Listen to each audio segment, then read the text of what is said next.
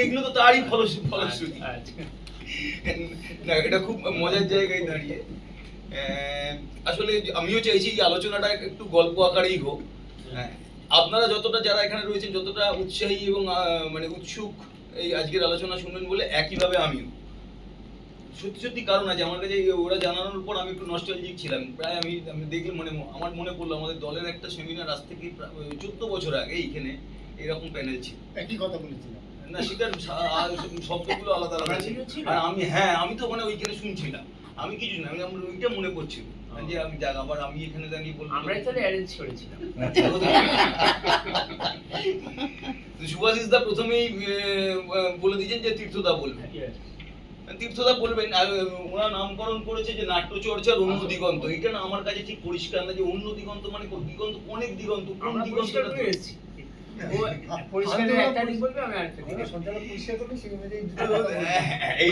এইটা সুবিধে, দিগন্ত তো অনেক, কোথাও দাগিয়ে দেওয়ার জায়গা নেই। কিন্তু তবু বলার জায়গা থেকে শুধু বলা না, তীর্থদার যে কাজ আসলে এনারা শুধু তো নাটককার, নির্দেশক, অভিনেতার নয়, তার বাইরেও এই যাতায়াতের মাঝখানের বাধাটা কি, আর আমরা কেন এটাকে আলাদা করে শিরোনাম করছি, এই গল্প অন্য এইসব নাম করা।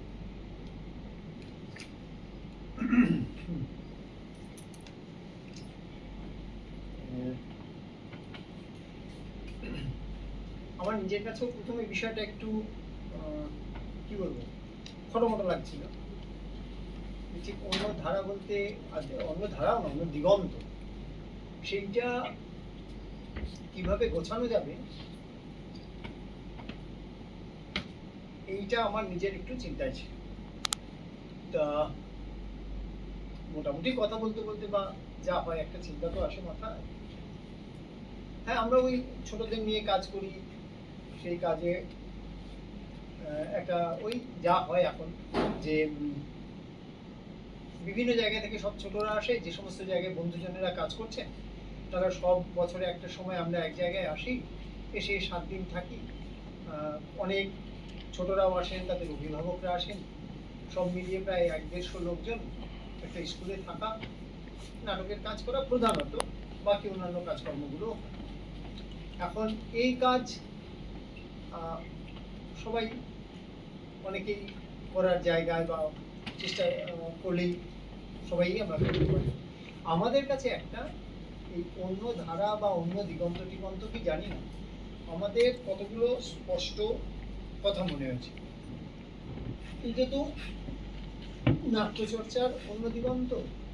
আমাদের মনে হয়েছে যে এই যে অন্য দিগন্তের কথা বলি বা অন্য চর্চার কথাই যদি বলি, আমরা যেমন আমি যদি বলি যে সুভাষিস অন্যরকম মানুষ, কিন্তু মানুষ তো বটে, তার হাত পা যেরকম, চোখ মুখ যেরকম আছে সেই রকম।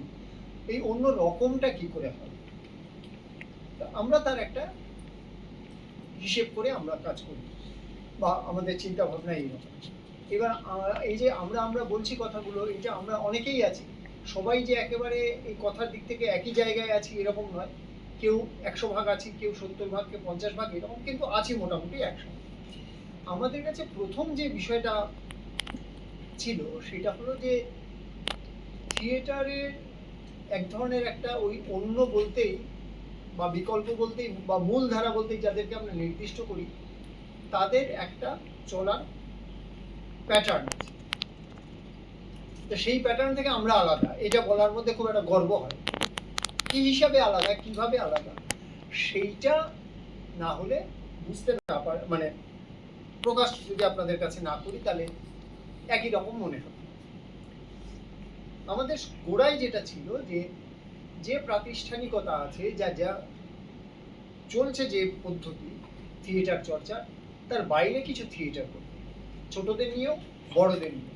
এবার এই বাইরে করতে বলতে মানে সবসময় বাইরেই থিয়েটার করবো, মঞ্চে করবো না, বা মঞ্চে করবো শুধু বাইরে করবো না, এইরকমটা না।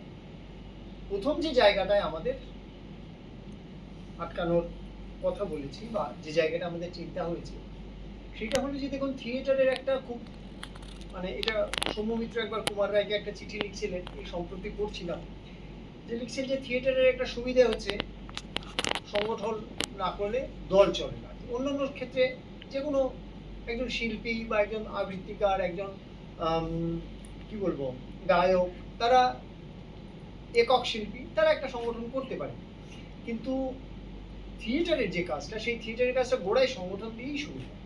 এবার এই যে সংগঠন দিয়ে শুরু হয়, সেই সংগঠনের প্যাটার্নটা কি হবে, কিভাবে এই সংগঠনটা হবে, এইটাতেই কিন্তু নির্দিষ্ট হয়ে যায় চলমান যে পদ্ধতি তা থেকে স্বতন্ত্র কিনা। আমাদের এইখানে এই বাংলায় এই নাট্যচর্চার এই যদি বলি আরেকটা ধারা, সেই আরেকটা ধারা তৈরি হয়েছিল কিন্তু সেই গণনাট্য সংঘের সময়। কিসে আলাদা হয়েছিল? আলাদা হয়েছিল পদ্ধতি, কিভাবে একটা সংগঠন চলবে সেই পদ্ধতিটা কিন্তু একেবারে আলাদা। আপনারা দেখবেন আমরা যে সমস্ত যত সংগঠনের কথাই বলি, আমরা এটা খুব বলি বলে আমাদের বন্ধুজন যারা আছেন তাদের কাছে এটা পুরনোই মনে হবে। যে কোনো সংগঠন বা যে কোনো আমার রাষ্ট্র থেকে শুরু করে নাটকের দল, সমস্ত সংগঠনগুলোর একটা স্ট্রাকচার হচ্ছে, তার একটা পিরামিডের স্ট্রাকচার। উপরে একজন থাকবেন, তারপরে কিছুজন, তারপরে কিছুজন, নিচে অনেক মানুষজন। এই যে পিরামিডের স্ট্রাকচার, এটা যদি রাষ্ট্র আমার মধ্যে যদি এইটাকে তৈরি করে দিতে পারে, তাহলে কিন্তু সে নিশ্চিন্ত। আমরা কেন এই কথাটা দুশ্চিন্তার কথা বলছি, তার কারণ হচ্ছে এই স্ট্রাকচারটা পৃথিবীতে যে কোনো রকম মানুষের প্রকাশের ক্ষেত্রে একটা বাধা হয়ে দাঁড়ায়। প্রত্যেকটা মানুষকে যদি আমি মনে করি যে তাদের ভেতরে সক্ষমতা আছে এবং সেই সক্ষমতা একটা পরিবেশ তৈরি করলে তার ভেতর থেকে বেরিয়ে আসে, তখন আমরা কিন্তু আর ওই পিরামিডের স্ট্রাকচারে থাকি না, তখন আমরা একটা হরাইজন্টাল স্ট্রাকচারে থাকি। এই যে আমাদের কাজের অভিমুখ, যদি দেখা যায় আমাদের যারা যারা আছে তাদের প্রত্যেকেরই যথেষ্ট সক্ষমতা আছে, কারো কম কারো বেশি, কারো অনেক পিছিয়ে আছে, কিন্তু সবাইকে অবকাশ দিলে আমরা সবাই একসঙ্গে চলতে পারবো। এইটা কিন্তু তৈরি হয়েছিল তখন।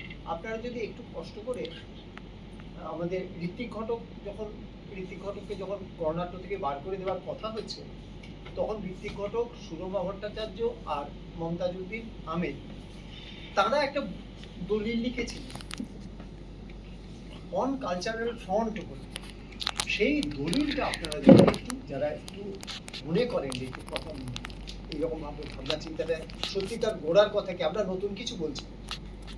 ঋত্বিক এটা লিখেছিলেন একেবারে শেষের দিকে, কারণ পাগলের মতো উনি ভাবছিলেন যে গণনাট্য যে কথা থেকে শুরু হয়েছিল আস্তে আস্তে সেখান থেকে সরে গেছে মানে তখন সব এক জায়গায় ছিল, মানে একই তলে অবস্থান করছিলেন। শিল্পী হিসাবে সুভাষিস ভালো গান গায়, আমি তবলা বাজাই, অতনু ভালো অভিনয় করে, সেরকম ছিল। আপনারা কোমল গান্ধার ছবিটা যদি দেখেন তাহলে দেখবেন ঠিক এই কথাটাই বলা আছে, কিভাবে এটা নষ্ট হলো। তো ঋত্বিক প্রাণপণে চেষ্টা করছিলেন যে আবার যেন ওই জায়গাটায় আসা যায়। এবং আমার জানা মতে পৃথিবীতে আর কোথাও এত ভালো দলিল 53-54 সালে লেখা হয়েছে বলে জানা নেই।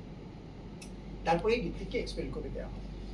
কেন দেওয়া হয় এই ওই ঋত্বিক চেয়েছিলেন একটা স্বতন্ত্র চর্চা, দেওয়া হয় এই জন্যে তখন গণনাট্য সংঘ যেভাবে একটা সংগঠনের তাবে রয়েছে, তারা যেভাবে চালাতে চাইছেন, ঋত্বিক বলছেন এইভাবে শিল্পের কাজ হয়। এই যে অভিমুখটা বদলে গেলে পদ্ধতিটাও বদলে যায়।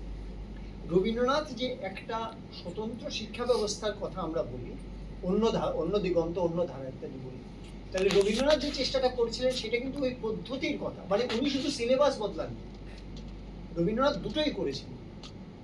যে বইগুলো পড়ানো হয় সেই বইগুলো নতুন করে লিখেছেন। কেন?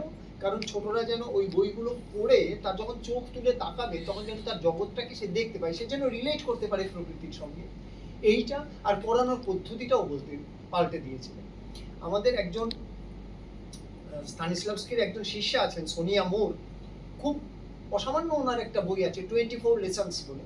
তো ওইখানে উনি একটা কথা বলছেন যে text is not theatre, process is more important. কি পদ্ধতিতে নাটকটা তৈরি হচ্ছে সেটা হচ্ছে বড় কথা। কোন নাটকটা করছি আমরা, সে আন্তিগোণে করছি না অচলায়তন করছি, ফ্যাক্টরটা সে। কারণ অচলায়তন করার সময় আমরা হাতি লাঠি নিয়ে অচলায়তন করতে পারি, যেখানে বলা হচ্ছে মানুষের মুক্তির কথা, সেইখানে আমরা কিন্তু চরমভাবে ডিক্টেটরশিপ চালিয়ে ওকে দিয়ে অচলায়তনটা সুন্দর করে সাজিয়ে দিচ্ছি। ওই প্রসেসটাই বন্ধ করছি। ফলে এই পদ্ধতিটা বদলাতে হবে। এই পদ্ধতি যদি বদলাতে চাই তাহলেই একটা নতুন রকম, একটা উদাহরণ দিয়ে শেষ করি, যদি পরে সময় পাই আরেকবার বলা যাবে বা সুভাষিস বলা যাবে। সেটা হচ্ছে যে গণনাট্য সংঘ যখন কাজ করছেন না, তখন গৌহাটিতে একবার গণনাট্য সংঘের একটা সম্মেলন হয়। তো তো সেইখানে বলরাজ সাহানি গেছেন, আমাদের কলকাতার যারা যারা গেছেন, আর আমাদের ওখানে মগাই ওঝা বলে একজন ছিলেন। ওঝারা হচ্ছেন ঢোল বাজার, এবং ঢোল বাজার মানে তারা একেবারে প্রান্তিক মানুষ, তাদের হাতের ছোঁয়া কেউ খেত না। তারা বিয়ের সময় এসে ঢোল বাজাতো, গোয়াল ঘরে থাকতো, এবং তাদেরকে একটা কলা পাতায় খেতে দেওয়া হতো, দূর থেকে ভাত ঢেলে দেওয়া হতো। এইরকম মগাই ওঝা খুব ভালো ঢোল বাজাতেন, ওরা বংশানুক্রমিক ঢোল বাজানোর মানুষ, অসামান্য ঢোল বাদক এই মানুষটি। গৌহাটিতে যখন সম্মেলন হয় তখন মগাই ওঝা এত ভালো বাজিয়েছিলেন যে এটা শোনা যায় যে বলরাজ সাহানি মগাই ওঝাকে কাঁধে করে ঘুরেছিল। তার কারণ এই যে শিল্পীকে মর্যাদা দেওয়া, আপনারা দেখবেন যে কোনো সংগঠন আমরা করি, যে নাটকের দলই হোক আর রাজনৈতিক দলই হোক, যে কোনো জায়গায় দাদা সিস্টেম একটা চলে, এবং আমরা আমাদের মস্তিষ্ক বাধা দিয়ে কিন্তু, কারণ দাদা আমাদের থেকে সবচেয়ে ভালো জানেন, ফলে আমরা তার কথা না মেনে চললে নাটক হবে না। এই কথাটা প্রায় আমরা যখনই আমাদের সঙ্গে যারা নাটক করতে আসেন তাদের মধ্যে যদি ঢুকিয়ে দিতে পারি, তাহলে আমি কিন্তু খুব নিশ্চিত। রাষ্ট্রও তাই চাই, যে রাষ্ট্র যারা চালায় তারা খুব অসামান্য লোক, আমরা শুধু তাদের সঙ্গে আছি। এই যে দাদা সিস্টেম, যে এই যে পদ্ধতি, এই পদ্ধতি নিয়ে আমরা মনে করি যে এই কথাটা বারবার বহু মানুষ আমাদের বলে গেছে। সে বিদ্যাভূষণ বাবু মশাই থেকেও বলে গেছে, আর শাহজাদ ফিরদৌসের ব্যাস বলে একটা বই আছে, তাতে একটা খুব সুন্দর কথা আছে, সেটা হচ্ছে মূর্খের বিদ্যা মূর্খের, পণ্ডিতের বিদ্যা পণ্ডিতের, মূর্খ জ্ঞানী পণ্ডিত জ্ঞানী। এবার মূর্খ জ্ঞানী কেন? মূর্খ তো আর জ্ঞানী হয় না। তো এবার ওই বিদ্যাভূষণ বাবু মশাইয়ের যে মাঝি, তাকে কি আমি পণ্ডিত বলি? সে তো মূর্খ, নাম লিখতে জানে না। আর বাবু মশাই যিনি সাঁতার জানেন না, জীবনের 16 আনা শেষ, আমাদের সমাজ তাকেই কিন্তু স্বীকৃতি দিচ্ছে পণ্ডিত হিসাবে। ফিরদৌস যে কথাটা বলছেন সেটা চারবাকের কথা, এবং চারবাককে ওই জন্য এরকম প্রাতিষ্ঠানিক মানুষ যারা, তারা চারবাককে একবারে শেষ করে দিয়েছেন। আর আপনারা জানেন চারবাকপন্থীদের উপর কট্টর ব্রাহ্মণ্যবাদীরা কি বলে, এবং চারবাকের কোনো বই পাওয়া যায় না। জানেন কিভাবে চারবাকের? রামকৃষ্ণ ভট্টাচার্যের বই পড়লে পাওয়া যায় যে চারবাকের কথা আমরা কিভাবে জেনেছি। এই যে ঘটনাটা ঘটে, যে প্রত্যেকটা মানুষ তার নিজের জায়গা থেকে সে যথেষ্ট পণ্ডিত, আমরা তাকে যথেষ্ট যোগ্যতা বা মর্যাদা দিয়ে কাছে টানছি কিনা, তার ক্ষমতাটাকে আমি, সে হয়তো শেক্সপিয়ার, আমার এক বন্ধু বলেছিলেন যে কার সঙ্গে আলোচনা করবো। আমরা যখন এই কথাগুলো বলি যে তুমি বলছো আলোচনা করতে, কার সঙ্গে আলোচনা করবো? আরে শেক্সপিয়ারের নামই জানি না, তার মানে ও হয়ে গেল জানে না।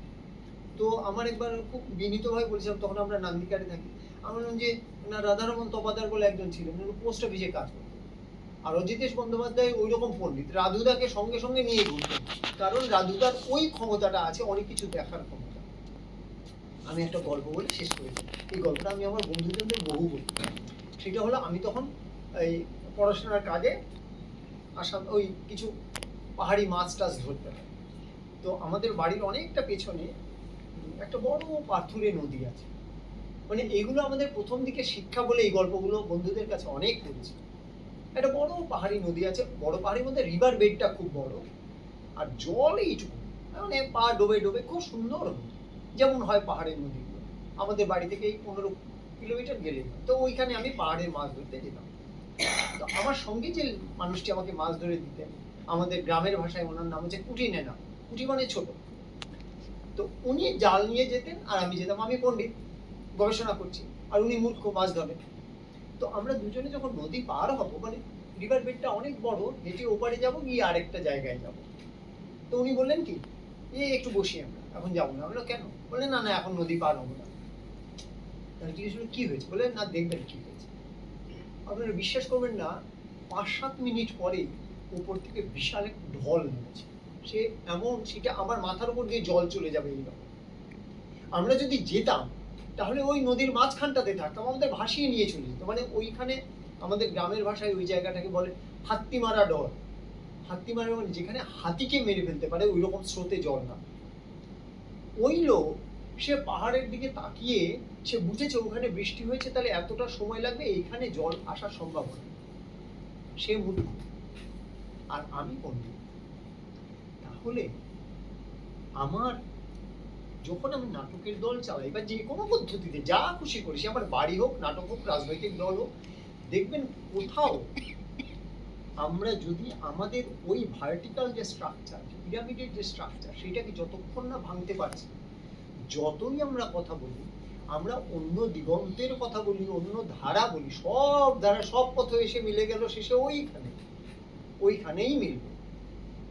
ফলে আমরা আমাদের অভিমুখ যদি ঠিক থাকে, রবীন্দ্রনাথের অভিমুখটা ছিল প্রত্যেকের ভেতরে যেন বোধটা জন্মায় যে তুমিও মানুষ। ফলে উনি যেটা করছিলেন ওনার পদ্ধতিও বদলেছেন আর পাঠ্য বইও বদলেছেন। আমাদেরও যেটা করতে হবে, আমরা আন্তিগণেই করি আর অ্যাক্সিডেন্টাল ডেথ অফ এন অ্যানার্কিস্টই করি আর নিজে লেখে নাটকই করি, কি পদ্ধতিতে নাটকটা তৈরি হচ্ছে। তাহলে অন্তত আমরা যাদের নিয়ে কাজ করছি তাদের মধ্যে ওই কথাটা বলতে পারবো যে আমরা এই চর্চাটা স্বতন্ত্রভাবে করছি। তারপরে যদি দেখা যায় যে জন্যে ঘটক ওই কোমল গান্ধারের ছবিটা যখন হচ্ছে তখন যে দুঃখের কথাটা বলতে চেয়েছিলেন সেই দুঃখের কথাটা ওই রকম, যে একটা হরাইজন্টাল স্ট্রাকচার পার্টির চাপে পড়ে যখন সেইটা আস্তে আস্তে পিরামিডের স্ট্রাকচার হয়ে গেল, ওই বেদনাটা ঋত্বিক সামলাতে পারে। এখন আমরা কোনটাকে বেদনা বলে নেব, কোনটাতে আমরা সুখী হব, কোনটাতে আমরা তৃপ্ত হব, মানুষকে চাপে রেখে না সবাই বন্ধু বলে পারস্পরিক কাছে থেকে, সেটা তো আমাদের নির্বাচন। এইটুকু।